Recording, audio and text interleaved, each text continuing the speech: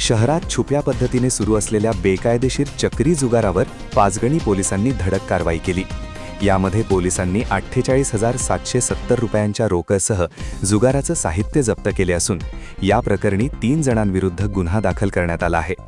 सहाय्यक पोलीस निरीक्षक दिलीप पवार आणि त्यांच्या सहकाऱ्यांनीही धाडसी कारवाई केल्याने अवैध धंदेवाल्यांचे धाबे दणाणले आहेत। पाचगणी परिसरातील हनुमान गल्लीतील आदर्श गल्ली येथे असलेल्या गाळा क्रमांक 1 मध्ये बेकायदेशीररित्या चक्री जुगार सुरू असल्याची खात्रीशीर माहिती पोलिसांना मिळाली होती।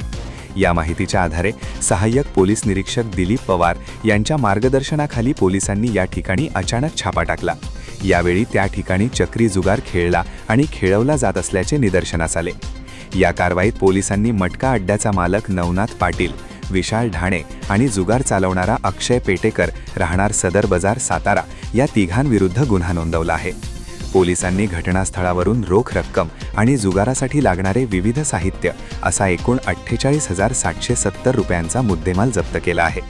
या प्रकरणी पोलीस कॉन्स्टेबल उमेश लोखंडे यांनी फिर्याद दिली असून सहाय्यक पोलीस निरीक्षक दिलीप पवार यांच्या नेतृत्वाखालील पथक या प्रकरणाचा अधिक तपास करत आहे। पर्यटनासाठी प्रसिद्ध असलेल्या पाचगणी शहरात कोणत्याही प्रकारचे अवैध व्यवसाय खपवून घेतले जाणार नाहीत आणि अशा समाजविघातक कृत्यांवर यापुढेही कठोर कारवाई केली जाईल असा इशारा पोलिसांनी दिला आहे।